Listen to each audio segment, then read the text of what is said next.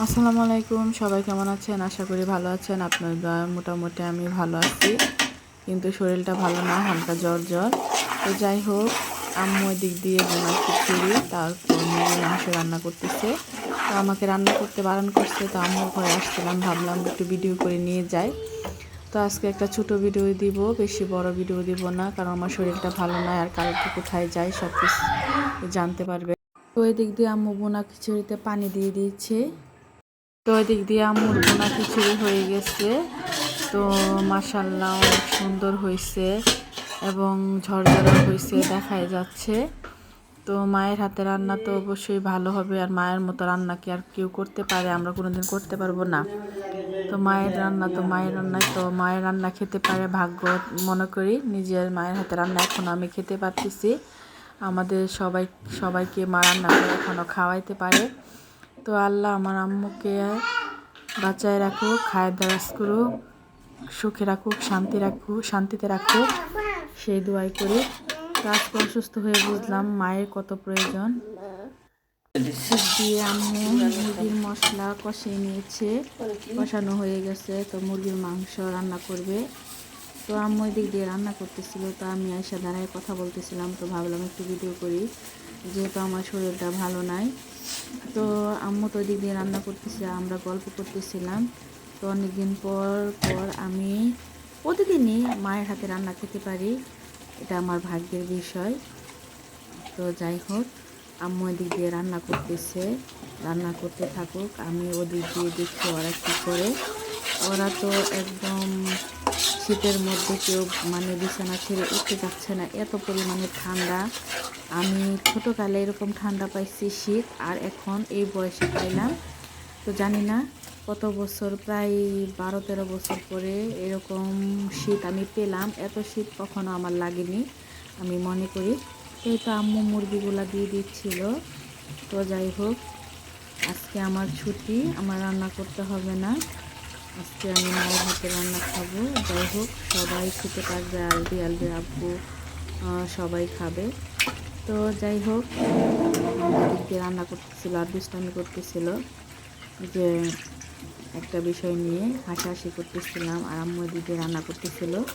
তো ভিডিও করতে করতে আমার একটা কথা মনে হলো যে আসলে ছোটো থাকলেই ভালো ছিল, মায়ের হাতে রান্না খেতাম। আর আমার মায়ের তো একটু রেস্টের দরকার আছে। আমার আম্মুর তখন নানু বাসায় যায়, অবশ্যই রেস্টেই থাকে।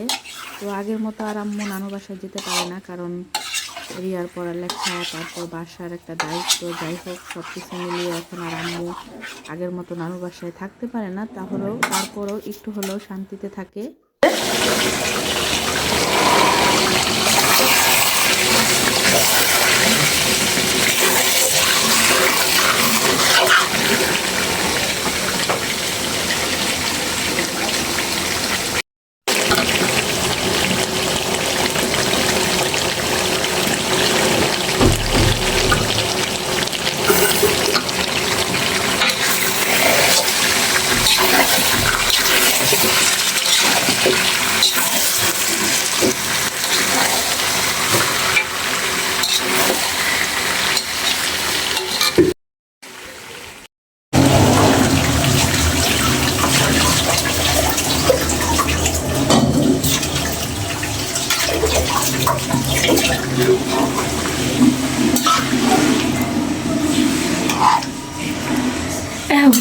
রান্ধে মুরগি যে রান্ধে কি অবস্থা, হলুদ হলুদ একদম দেওয়া যায়।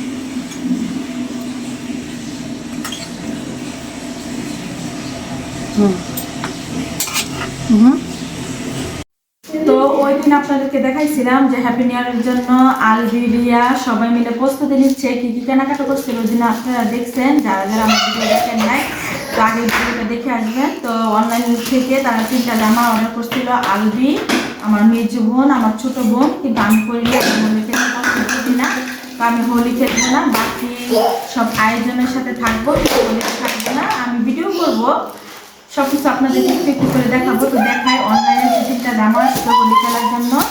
আবার রং আনছে, রংগুলোও দেখাবো। তারপরে হোলির দিন, এখন না, হোলির দিন না, সরি, দিন, নতুন বছরের দিন তারা কিছু সব কিছু দেখাবো। আর আমার ছেলে ওদিক দিয়ে লেমন খেয়ে ওইটার বোতলটাকে পা দিয়ে চেষ্টা করে ফেলতেছে। তো এই তো দেখেন, ওয়াও অনেক সুন্দর, মাশাআল্লাহ মাশাআল্লাহ অনেক সুন্দর হয়েছে। আমার কষ্ট হয় সেজন্য যে তারা এত সুন্দর ড্রেসটাকে রং মেখে একদিন পরে নষ্ট করে ফেলবে, এটা আমার ভালো লাগে না, সেজন্য আমি এটা করিনি। আমার কষ্ট লাগে, কারণ ওরা তো টাকার মূল্য বুঝে না, বুঝছেন? সেটাই হচ্ছে বড় কথা, তাদের মন। যাই হোক, তো আমি এগুলো দেখাইলাম না, একটা সেজন্য দেখাইলাম না, একটাই দেখাইছি। আর এদিক দিয়ে আজকে আম্মু আরিয়ানের জন্য প্যান্ট আনছে, মানে পায়জামা শীতে প্রচন্ড পরিমাণে ঠান্ডা পড়ছে, আগেগুলো তো ছোট হয়ে গেছে, দিয়ে দিয়েছিলাম। তো এই তো এইগুলো একটু মানে কলের মধ্যে আনা হয়েছে যাতে পড়তে পারে, একটু পরে পরে, যেহেতু পানি দিয়ে ভিজিয়ে ফেলায়, তারপরে এটা সেটা করে ময়লা করে ফেলে, তো সেজন্য